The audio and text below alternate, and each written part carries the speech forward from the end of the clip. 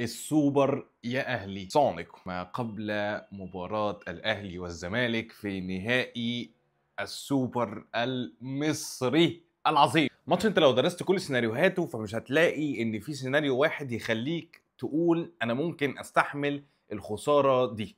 اكتر ماتش انت ممكن تكون محتاجه عشان ترجع تاني لمسار الفوز ومسار البطولات اللي احنا اتعودنا عليه دايما من النادي الى انت لو بتحاول ان انت كنت تظبط نفسك داخليا من اوضه اللبس من الاداره من ان الجماهير تهدى عليك من الكلام ده كله.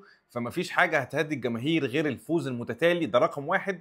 ورقم اتنين هي البطولات اللي هي جايه لك دلوقتي على طبق من ذهب. انت قدرت تكسب سيراميكا بماتش كويس جدا انت قدمته والناس طلعت وشكرت فيك ما عدا بعض اللاعبين، ولكن انت دلوقتي في نهائي مهم، نهائي انت عارف ان انت مهما كان الزمالك وحش او مهما كان الزمالك مستواه سيء، انت عارف ان في ماتش الاهلي والزمالك هو الدنيا بتتشقلب. وخلينا افكركم السوبر الافريقي السنه اللي فاتت برضو كان الزمالك في حته يعني لا يرثى لها، او يعني ما كانش زي دلوقتي بصراحه، بس يعني برضو كان السنه اللي فاتت ما كانش احسن حاجه، وعادي جدا دخل السوبر وكسبك ضربات الجزاء.